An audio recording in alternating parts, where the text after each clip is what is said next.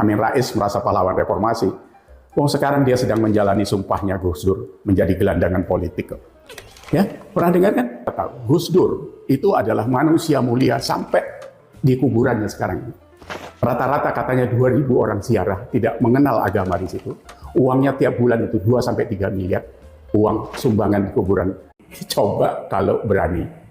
Gibran anaknya Pak Jokowi, wali kota Solo yang sedang naik daun. Kalimat singkatnya membuat Amin Rais kena mental, bos. Amin Rais ini kan kita nggak usah manggil bapak, nggak pantas dipanggil bapak lagi mungkin itu, karena perilakunya itu nggak menunjukkan kebapakan sebagai bapak Indonesia gitu ya. Dia bersama sekutu halunya itu kan datang ke Solo membuat acara, intinya itu mau memakzulkan Pak Jokowi gitu katanya kan, ya kan? Yang dimakzulkan itu apanya? Soal pemakzulan ini kan sudah beberapa kali dia menggagas dengan teman-teman yang sepemikiran waktu itu ya. Kalau kita bisa simak, soalnya kan hal yang sama sudah digerakkan itu sejak 4.11, 212, dan bacotan lainnya, kan emang tujuannya ke sana. Tapi kan cuma kayak laron di musim hujan, keluar sarang, muter, sayapnya lepas, habis itu mati gitu saja. Jadi tidak ada kelanjutannya, karena memang tindakannya tindakan salah. Ya, tindakan salah. Dia tahu Amin Rais ini kan bekas ketua MPR, ya kan? Ada undang-undangnya. Bagaimana setelah Undang-Undang Dasar 45 itu direvisi, isinya itu tidak gampang memakzulkan presiden. Prosesnya harus ke DPR, ke MPR, MK dan selanjutnya. Jadi jangan pakai gertak sambal gitu, Pak. Sudah usang itu, sudah usang. Dan itu mainan apa itu? Mainan murahan yang menjijikkan menurut saya. Ya, pernah juga mereka buat gerakan makar kan tahun 2019 itu apa itu? Egy Sujana sempat ditahan, gerakan sampah yang dilakukan orang-orang kelas sampah itu. Ini membuat kita sebenarnya semuanya sudah lama mau muntah. Bahkan mungkin sudah ada yang muntah, itu banyak yang muntah sebenarnya.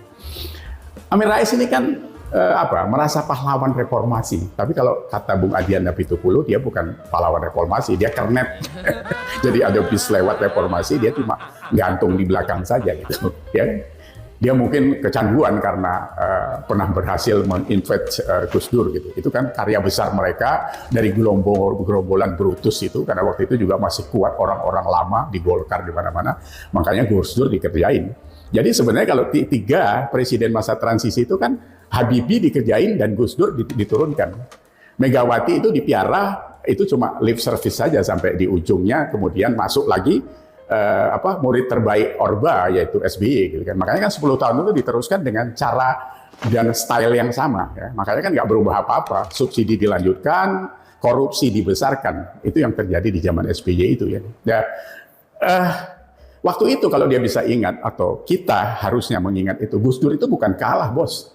Gus Dur itu mengalah karena dia negarawan. Ya, dia negarawan. Kalau dia tidak mengalah waktu itu, pengikutnya sudah datang ke istana, kita pecah. Indonesia pasti chaos. Kalau benturan itu terjadi pasti chaos. Ini sama juga mungkin kemarin kalau kita amati dalam skala yang lebih kecil itu dilakukan oleh Pak Jokowi di tahun 2019 itu. Makanya sekarang kita dapat beberapa cangkang-cangkang bekas ini yang masuk ke dalam kabinet terus nggak bisa kerja malah ngerusuin gitu ya. Terus itu yang dianggap Amin Rais sebagai achievement. Keserimpet itu pemikirannya seperti itu. Itu bukan achievement, bos. Itu kelakuan yang jorok menurut kami. Dan itu bisa kebaca ya. Sekarang kan Amin Rais ini sudah ujur, umurnya 79 tahun. Sudah ujur, pikun. Dia mau ngacak-ngacak Solo, dijawab Mas Gibran dengan 3 suku kata saja. Coba kalau berani. CKB. Coba kalau berani. Gibran anaknya Pak Jokowi, wali kota Solo yang sedang naik daun. Kalimat singkatnya membuat Amin Rais kena mental, bos. Terus kalau itu kemarin mau ngacak-ngacak Solo, dibilang kayak gitu terus nggak dilakukan sekarang, mana yang diacak-acak? Tong sampah. Jadi kalau ngomong, bertindak itu mikir. Jangan asal gerusa-gerusu saja kalian ini. Jadi kayak kelihatan, waduh murahnya. Masa kelas bekas ketua MPR kayak gini. Aduh, bentar lagi diladenin Jan Etes tuh. Amin Rais ya. Jadi sejak awal kalau sama Pak Jokowi memang nggak diladeni. Dulu pernah Pak Jokowi nerima dia di istana sama Hehanusa atau siapa itu yang tua satu lagi, nggak tahu diuntung itu juga itu kan. Itu cuma karena dia apa? Orang muda yang menghormati orang tua. Setelah itu ya dia cuma Pak Jokowi senyum-senyum aja. Sekarang kok Gibran dikecili. Habis ini Jan Etes bakal bilang, "Kung, tongkatnya ketinggalan, Kung." Udah ketuaan. Ya. Ya ini datangi Solo mau menunjukkan bahwa berani masuk ke kandang banteng gitu maksudnya. Karena Solo adalah wilayahnya Pak Jokowi. Kalian nggak bisa nyelam di sana, bos. Ibarat laut mati, kadar garamnya di sana tuh lebih tinggi. Jadi kalian tidak bisa nyelam, ngapung saja kalian di atasnya gitu. Itu beda. Itu beda kondisi, beda, semuanya beda. Karena Solo sudah ditata Pak Jokowi, sekarang di tangannya Gibran itu. Itu menjadi kota yang sangat kondusif dan toleran, ya. Jadi nggak usah nyoba-nyoba ke sana, nggak mempan, nggak bisa, nggak kelas kamu, ya. Kalau Jokowi kalian lawan jadi cendawan kalian, ya. Saya melihat ya di kelompok-kelompok yang sampai sekarang ini ada beberapa lansia baper seperti JK, SBY, Amin ini sendiri dan seterusnya. Ini orang-orang yang minus karya nyata, cuma kowar sana kowar sini buat bising negeri ini saja. Mereka ini nggak pernah sadar diri bahwa rekam jejaknya membuat orang muak. Kalian semuanya punya rekam jejak, kita baca itu semua. Ya, sudah dikasih tahu beberapa kali, ini bukan zaman kuda gigit besi ini sekarang. Semuanya transparan. Kita hari ini jarum jatuh di timur sudah dengar sampai ke barat sana gitu. Jadi itu yang harus disadari. Harus aware kita terhadap kondisi ini. Kami care kalau kalian aware gitu. Tapi kalau enggak, kalian bisa dijewer, biarpun tua. Pasti kalian berhadapan dengan orang muda yang mau memajukan negeri ini ya. Beberapa tahun yang lalu kan seperti deklarasi di Taman Ismail, kami itu waktu itu ya, koalisi apa?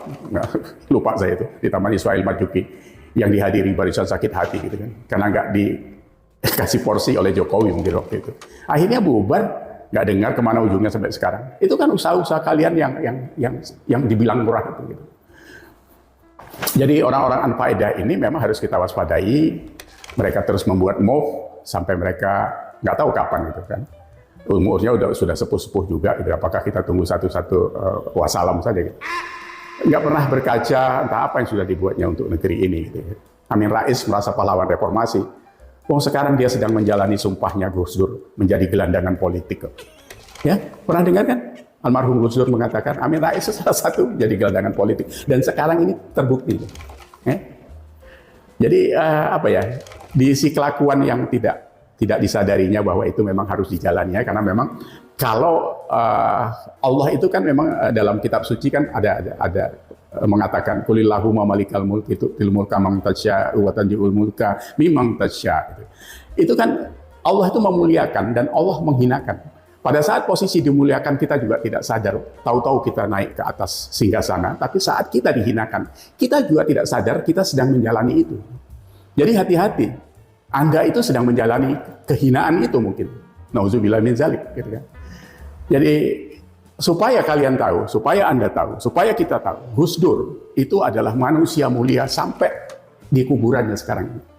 Rata-rata katanya 2.000 orang ziarah tidak mengenal agama di situ.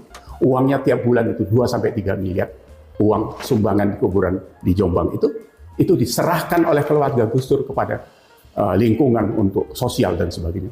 Itu manusia bermanfaat. Sampai matinya kuburannya pun bermanfaat. Lah kita ini masih hidup saja sudah kayak gini. Ya kan? Bukan bermanfaat, malah menjadi orang menjadi apa? Jadi nggak karu-karuan gitu, seperti ini. Jadi istilah anfaedah anak sekarang itu memang cocok buat kalian-kalian yang masih terus jalan dengan cara-cara yang tidak baik gitu ya.